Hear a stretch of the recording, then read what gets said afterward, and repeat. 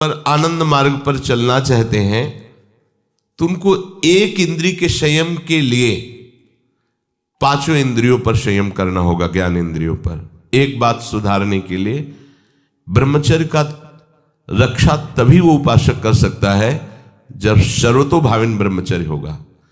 एक जनेन्द्रीय के ही ब्रह्मचर्य की पुष्टता का जब आप लक्ष्य कर लोगे तो उसकी पुष्टता के लिए आपको सर्वतोभावेन ब्रह्मचर्य धारण करना पड़ेगा। सर्वतोभावेन नेत्र का ब्रह्मचर्य, जो नेत्र किसी को भी देखकर भोग कामना कर लेते हैं, भोग बुद्धि से देखते हैं वस्तु को, व्यक्ति को, किसी को भी, ये नेत्र से बेविचार हो रहा है। इसीलिए सावधान रहना चाहिए। जैसे नाटक, सिनेमा आदि हैं, वहां तो जान रहे हो चित्र हैं, पर उनमें जो अभिनय करने वाले जन हैं वो तो संसारी जन ही है ना। उनका पहनावा, ओढ़ावा, हाव भाव, अंग प्रत्यंग, अगर आप भगवत भाव से युक्त है तो संपूर्ण सृष्टि में कहीं भी दृष्टि जाए अपने प्रभु की भावना होती है। पर वहां तक पहुंचने के लिए आपको ये त्यागना होगा ना। आप किसी का अनुकरण न करें, आप अपनी स्थिति को देखें। अगर आप किसी का अनुकरण करते हैं कि हमने उनको देखा है वो टीवी देख रहे हैं, तो टीवी में क्या देख रहे हैं, कहाँ स्थिति है, हमें क्या पता। हमको जहां पहुंचना है उसके लिए हमारे लिए बाधक है, हमें नहीं देखना है। अगर आप माना कि कोई नाटक ही देख रहे हैं, कोई ऐसे सीरियल ही देख रहे हैं, पर उसमें अभिनय करने वाले तो संसारी भोगी पुरुष ही है ना। आप कोई त्यागी जितेंद्रीय महात्मा को थोड़ी देख रहे हैं। तो उस देखने में तन्मयता आती है, जिसको हम देखते हैं उस पर हम आसक्त होते हैं, तभी तो उसका सुख दुख अनुभव होता है। देखो कोई ऐसी रोने वाली सीन आए तो रोना आ जाएगा, हंसने वाली आ जाए तो हंसना आ जाएगा, ऐसे तो उसका प्रभाव हम पर पड़ रहा है ना। तो हम किसी के अभिनय करने वाले के अंग प्रत्यंग को देख रहे हैं और वो कामुक होकर कोई काम चेष्टा कर रहा है या कोई ऐसा, वो सारा का सारा मन कवर कर रहा है आपका। और एकांत होते ही फिर जो मन अपना मनमानी करवाएगा आप नहीं सह पाएंगे। इसलिए नेत्र का ब्रह्मचर्य सबसे पहले शुरू कीजिए। आपको वो चीज नहीं देखनी, वो बात नहीं पढ़नी, वो दृश्य नहीं। श्रीमद् भागवत में वर्णन है, कोई पशु पक्षी भी मैथुन कर रहा हो, अचानक दृष्टि गई तो मानसिक प्रणाम करके दोबारा दृष्टि नहीं जानी चाहिए। इसीलिए लिखा है कि आप एक धनुष भूमि को देखकर, एक धनुष, इसमें किसी की हानि नहीं होगी, आपकी भी हानि नहीं होगी। आप एक धनुष भूमि देख करके ही चलिए। मतलब बहुत लंबी दूरी देखने की जरूरत नहीं है, बहुत दृष्टि उठा करके इधर उधर गर्दन हिलाने की जरूरत नहीं है। और जैसे कि कोई टक्कर मार सकता है, तो देखो जिनको प्रारब्धानुसार टक्कर लगनी होती है ना, वो चाहे जितनी सावधानी से चलो, वो प्रारब्ध आकर के दंड देता है। अन्यथा सीम की चाप सके को तासु, बड़ रखवार रमापति जासु। आप जा रहे हो भगवत चिंतन करते हुए तो प्रभु का नाम आपका पहरेदार अंग रक्षक है, कोई बाल भी बांका नहीं कर सकता। आपका प्रारब्ध यदि आया है, प्रभु से पास हो गया है कि आपको ये दंड मिलना चाहिए, फिर मिलेगा। आप निश्चिंत रहिए, निर्भय रहिए। प्रभु का जो विधान है वो मंगल करने वाला है। देखो इतने बड़े महापुरुष पूज्य श्री राधा बाबा, श्री आद्याशक्ति भगवती की प्रसन्नता की आराधना कर रहे हैं, क्योंकि श्री कृष्ण हमारे पति हों, इस सिद्धांत की पुष्टता के लिए। और पैर फिसल जाता है, स्नान करने जाते हैं, खड़ाऊ पहने हुए थे और अंग टूट जाता है, दवा नहीं लेते, बांस की खिपचाल बांधकर पुनः अनुष्ठान में बैठते हैं। बलिहारी ऐसी सामर्थ्य की, ये भागवतिक प्रारब्ध ऐसे महापुरुषों को भी दंड दे देता है। देखो ना, ऐसे महापुरुष जो ऐसी ऊंचाई पर पहुंचे हैं और इतने भागवत भजन में नियम निष्ठ है, उनको भी प्रारब्ध दंड दे रहा है शरीर को। तो अपने को इससे निश्चिंत हो जाना है। जो होना है उसे रोक नहीं सकते, जो नहीं होना उसे कोई कर नहीं सकता। अपने आराध्य देव के चिंतन में ज्यादा नेत्रों को इधर उधर दौड़ाने की जरूरत नहीं है। नेत्र का ब्रह्मचर्य, फिर वाणी का ब्रह्मचर्य, बहुत बड़ा प्रभाव पड़ता है इससे। यदि आप जवान से अश्लील बातें, गंदी बातें, कामुक बातें करेंगे तो आप ब्रह्मचर्य रह ही नहीं सकते।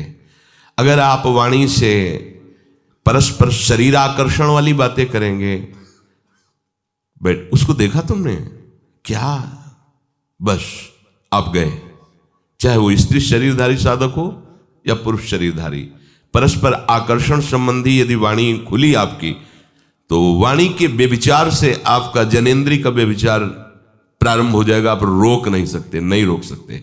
इसलिए वाणी से भी कोई ऐसी वार्ता ना कीजिए जिससे आपके अंदर काम वेदना बढ़े। श्रवणेंद्री का, कान से गंदी बातें, व्यभिचार की बातें, कामुक बातें सुनना जिससे हमारे हृदय में कामना जग जाए, बिल्कुल नहीं।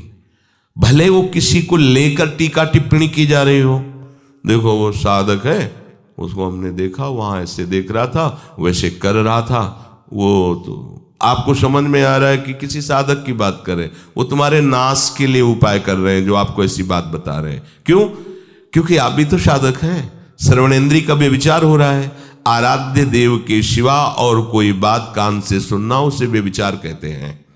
इसलिए महाप्रभु कहते श्रवण फूटो जो अन सुनो। ऐसा हमारा अगर कान कुछ और सुने तो फूट जाए, नेत्र कुछ और देखें तो ये नेत्र नष्ट हो जाए, वाणी कुछ और बोले तो मुख हो जाए। हमारी श्रवणेंद्री का व्यभिचार नहीं होना चाहिए। धर्म की बात, अपने आराध्य देव की बात, शास्त्र सम्मत बात हम श्रवण करें। अन्यथा अगर कोई ऐसा मित्र है या हमारा साथ में रहने वाला है, कोई किसी भी साधक की को लेकर बात कर रहा है, तो भी हमें कान में उंगली डाले नहीं। हम कोई ईश्वर थोड़ी कि हम किसी को संभाल लेंगे, हम अपने को नहीं संभाल पा रहे। हमारे सामने किसी की बात मत करो, ऐसी करना है तो प्रभु की चर्चा करो, अन्यथा मत करो। तो अगर आप श्रवणेंद्री का ब्रह्मचर्य, वाकेंद्री का ब्रह्मचर्य, नेत्रेंद्री का ब्रह्मचर्य और त्वगेंद्री का ब्रह्मचर्य, अनावश्यक किसी को स्पर्श मत करो। परस्पर विरोधी शरीर को तो भूल कर मत करो। विरोधी शरीर जिससे हमारा पुरुष शरीर है, सामने स्त्री शरीर है, तो किसी भी तरह से सेवा के लिए संकेत करना या किसी भी सेवा के लेन देन में बचाव पक्ष में रहो।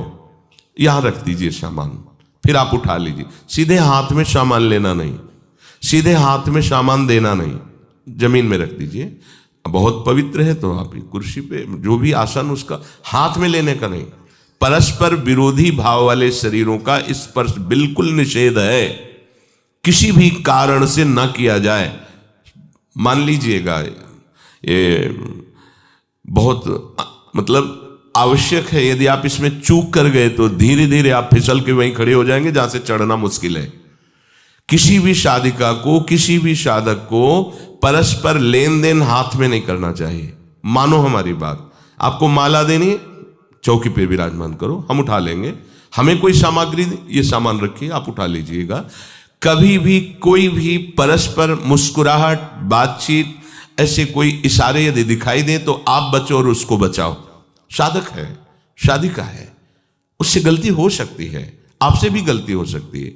आप सत्संग सुनते हैं, आपको लगा कि इसकी मुस्कुराहट, इसकी कुछ चेष्टा ऐसी दिखाई दे रही है जो हमारे अंदर कामुकता पैदा कर सकती है, उसको भी बचाओ और स्वयं बचो, तो भगवान आप पर प्रसन्न हो जाएंगे। वो देख रहे हैं अंदर की बात। साधक को बहुत सावधान रहने की आवश्यकता। ये इसको खिलवाड़ मत समझो, इसीलिए कह रहे हैं ये अध्यात्म है, ये परमार्थ है। आपको लगेगा नहीं कि क्या हुआ, मैं कहां भ्रष्ट हुआ, ऐसी जगह खड़े हो जाओगे कि जान भी नहीं पाओगे कि मैं कहां चढ़ रहा था, दोबारा उत्साह भी नहीं आ पाएगा। बात अच्छे से समझ लीजिए। तो हमारी त्वगेंद्री का व्यभिचार ना होने पावे। सहसा किसी का इस पर, किसी की भी अगर सेवा करने का सौभाग्य मिले, फिर उसमें ये प्रश्न नहीं उठता। अगर कोई गिरा पड़ा है, भला ऐसी स्थिति में कि मुझे अत्यंत आवश्यक है उसे उठाना, अगर नहीं उठाते तो वो कष्ट पा रहा, अचानक कोई गिर जाए, फिर हम ये नहीं देखेंगे, फिर ये हम सूत्र नहीं स्वीकार करेंगे कि अब हम तो ब्रह्मचारी हैं, अब हम खड़े खड़े देख नहीं। उसको अत्यंत आवश्यकता है हमारी। अब उस समय हम भूल गए अपने आप को और उसको उठा करके अगर हमें अस्पताल ले जाना, अस्पताल ले जाएंगे, जरूरत है हम उसकी सेवा करेंगे। सावधान।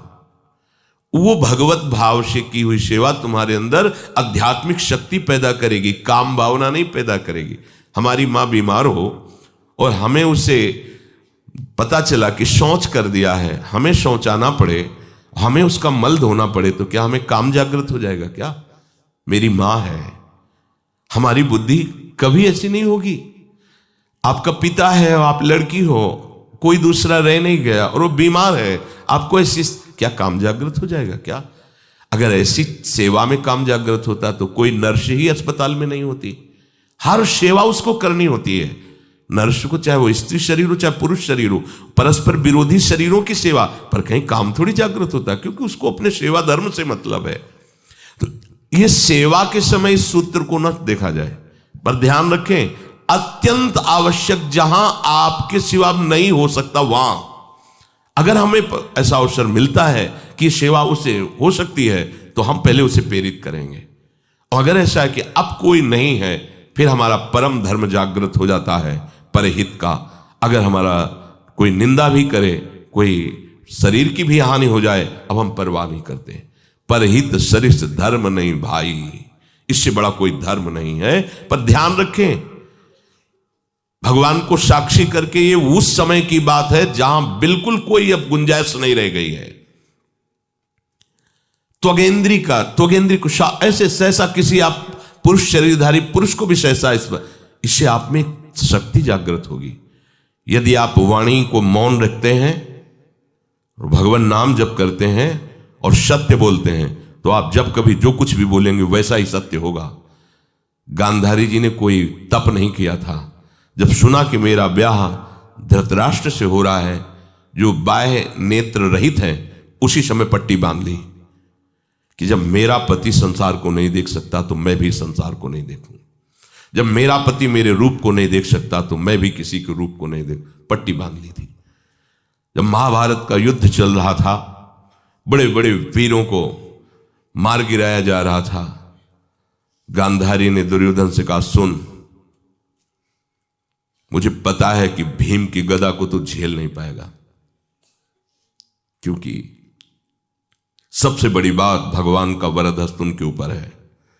दूसरी बात, वो पवन पुत्र है, वो जब अपने आवेश में आ जाएगा तो तेरी सामर्थ्य नहीं कि उसकी गदा के प्रहार को तू सह सके, पर मैं तुझे शक्ति प्रदान करूंगी। मैं एक पतिव्रता हूं, आज तक कभी पति का वरण करने के बाद कुछ देखा नहीं है। मैं अपने नेत्रों की पट्टी खोलूंगी, तू नग्न होकर मेरे सामने आ जाना। मेरी दृष्टि पड़ते ही वज्र का शरीर तेरा हो जाएगा, किसी के सामर्थ्य नहीं कि तेरे उस अंगों को तोड़ सके। भगवान सब कुछ जानने वाले हैं और भगवान भक्त पक्षपाती होते। भगवान का स्वभाव भक्त का पक्षपात लेना होता है। वो अपने महल से कॉरिडोर से जा रहा था गांधारी जी के पास, भगवान आ गए चट से, तो तुरंत उसने हाथ ऐसे लगा लिया, मुझे शर्म आनी चाहिए यार, तो हस्तिनापुर के सम्राट पद पर अभिषिक्त होने के लिए तैयारी कर रहा है, नंगे घूम रहा है गली में। उसने कहा, गली में नहीं, मां के सामने जा रहा है। अरे कोई बच्चा है, ऐसे जाया जाता है मां के सामने? उसने कहा, मां ने कहा है कि हम पट्टी खोलकर तुम्हें देख लेंगे तो तुम्हारा शरीर वज्र का, चलो माना, मां की आज्ञा का पालन करो, थोड़ा इन अंगों को तो ढक लो, तुम तो बड़े हो, कोई बच्चे थोड़ी मां के सामने ऐसे चले जाओगे, ढकना चाहिए तुम्हें। वापस कर दिया। वो यहां ऐसे पत्तों से ढका, वस्त्र नहीं पहना, मां की आज्ञा, ऐसे पत्ते से ऐसे कमर से ऐसे ढक लिया, पीछे आगे ऐसे। गांधारी जी ने पट्टी खोली और जे ही देखा पूरा शरीर वज्र का हो। तो ये क्या किया तूने, कमर में क्यों बांध लिया? बोले शर्म लगती थी। कैसे आपके? बोले यहीं से मारा जाएगा, भीम की गदा का प्रहार तेरी इसी जंघा और कमर को तोड़ देगा, तेरी मृत्यु। मान गई, प्रभु के विधान के आगे किसी का बल काम नहीं करता। गांधारी, ये केवल आंख में पट्टी बांधने की सामर्थ्य थी कि मेरा पति यदि अंधा है तो मैं भी किसी रूप को नहीं देखूंगी। अगर आप वाणी में संयम में रहते हैं ना, वो और भजन करते हैं और सत्य बोलते हैं, तो आप जो बोलेंगे वही होगा। पर ऐसा कुछ अनर्थ वो बोलता ही नहीं, क्योंकि ऐसा संयमी जान जाता है कि इन सब का फल भगवत प्राप्ति है, किसी को कष्ट देना नहीं है। एक एक इंद्री का जब आप ब्रह्मचर्य संयम करोगे तब आपका वीर संयम होगा। ध्यान रखना, आप नेत्रेंद्री से गंदे चित्र देखें, श्रवणेंद्री से गंदी बातें सुने, वाणी से गंदी बातें बोलें, रसेंद्री से गंदा भोजन करें और सोचे ब्रह्मचर्य रह जाएंगे, तो बिल्कुल नहीं, कदापि नहीं। ब्रह्मचर्य कोई खिलवाड़ नहीं है। जो ये तो हुआ इंद्रियों का, फिर आता है अंतःकरण का ब्रह्मचर्य। हमारा मन काम की तरफ तभी जाता है जब उसको निज सुख नहीं मिलता। ध्यान रखना, सृष्टि में जितने भी दुर्गुण दुराचार होते हैं उनमें दो प्रधान होते हैं, एक काम भोग और एक धन, और सब छोटी मोटी बातें हैं। प्रायः जितने भी हिंसा होगी, जितनी भी भयानक घटनाएं होंगी, भयानक युद्ध होगा, उन दो में अंतर्गत ही होगा, दो के अंतर्गत ही होगा। या उसका कहीं ना कहीं काम से संबंध, स्त्री संबंध से या धन संबंध से है। चाहे जो भी घटना हो उसको देख लेना, प्रधानता दो में ही होगा, कंचन और कामिनी। कीर्ति में कीर्तिवान तो कोई कोई बिरले ही होते हैं, तो वो तो बहुत आगे की बातें हैं। पर प्रायः जितने भी युद्ध हैं, जितनी भी हिंसा है, जितना भी भयानक कुकृत्य है, इन दो में ही होता है। उपासक को ये बात समझनी चाहिए, मन को समझाना चाहिए, सच्ची मानी। मतलब वाणी में शब्द नहीं होता इन बातों को बताने का, यदि कहीं मन को समझाना चाहिए। देखो, अपने लोग उपासक हैं, हम जहां जहां आसक्त हो रहे हैं उसमें हमारे मन का केवल भ्रम है। शरीर के द्वारों में कहीं सुख है, घृणित द्वारों में कहीं सुख है। अगर सुख होता तो इनके भोगने के बाद हृदय कह देता कि अब कछुनाथ न चाहिए मोरे, शांत हो जाता। फिर ऐसा क्यों होता है कि उसको एक जगह तृप्ति नहीं होती? क्योंकि वहां सुख है नहीं। फिर सोचता है शायद उसमें हो, उसमें हो, उसमें हो। पूरे के पूरे युग के युग व्यतीत हो गए, कल्प के कल्प व्यतीत हो गए भोगते हुए, क्या सुख मिला? क्या स्त्री शरीर सोचता है पुरुष शरीर में सुख है, पुरुष शरीर सोचता है स्त्री शरीर में सुख है, या आदि आदि। अगर सुख होता तो पूरे ब्रह्मांड में पशु पक्षी कीड़ा मकोड़ा सब मैथुन धर्म से युक्त हैं, ये सब सुखी हो जाते हैं ना। जो जितना भोगा सकते उतना ही दुखी, देख लो, अशांत, क्लिष्ट, परेशान और पापाचरण युक्त। ये क्या है? मन को समझाइए। वैरागी भगवत मार्ग का पथिक मन के द्वारा ऑपरेशन करता है हर वस्तु का। ये सब, इसको ऐसा ना समझे कि बड़ी गुप्त बातें हैं। गुप्त बातें हैं प्रिया प्रीतम के दिव्य चिदानंदमय रहस्य की, ये गुप्त बातें नहीं, इनको समझो खोल करके। यदि आप किसी भी तरह से हस्तमैथुन आदि के द्वारा, गंदे दृश्य देख करके, गंदी क्रियाओं के द्वारा आप अपना नाश करते रहेंगे, तो ना आप इस लोक में सुखी रहेंगे ना परलोक में। मान लीजिएगा, ये बातें ना तो कही जाती हैं और ना सुनी जाती हैं और ना समझी जाती हैं। इसीलिए हमारा बहुत ही आगे की पीढ़ी जो सनातन धर्मावलंबी, जो भागवत, हर देश से महान भारत देश को क्यों कहा गया?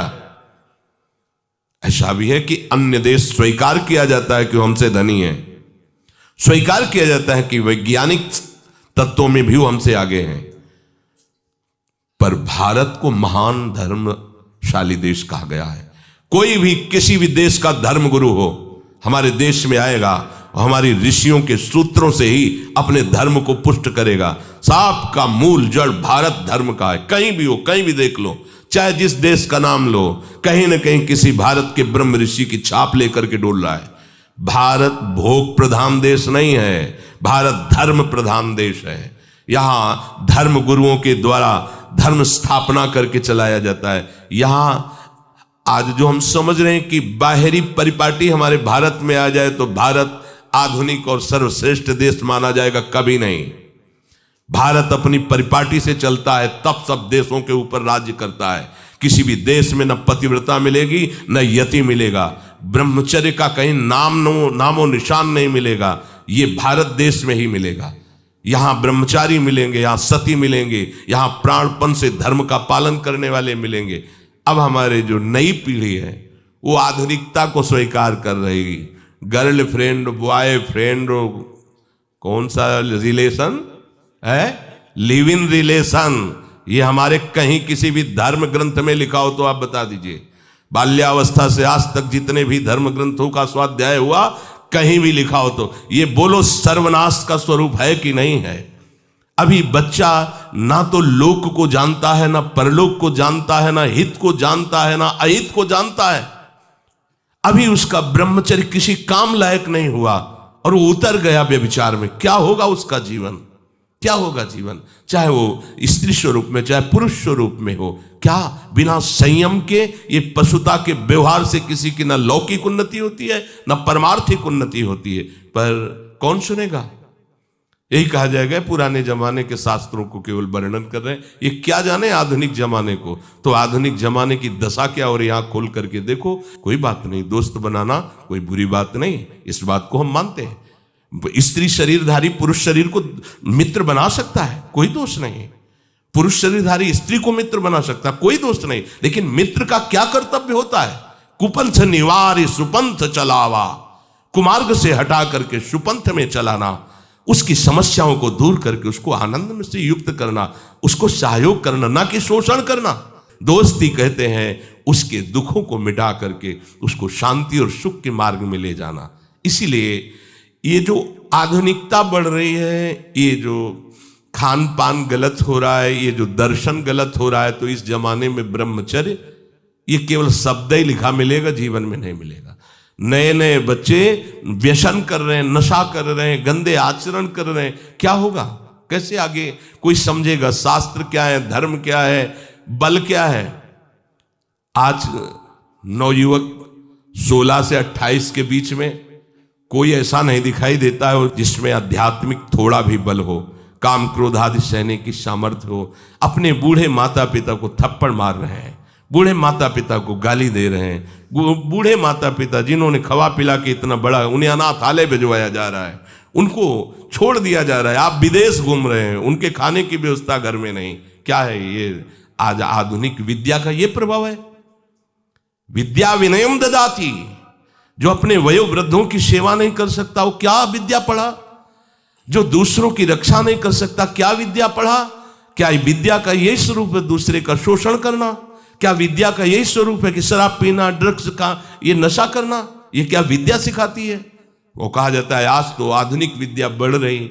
मुझे लगता है संयम में रहना ही विद्या का वास्तविक स्वरूप है। अपने इंद्रियों को संयम में रखना, अपने को संयम में रखना, बुजुर्गों का, गुरुजनों का, शास्त्र का, भगवान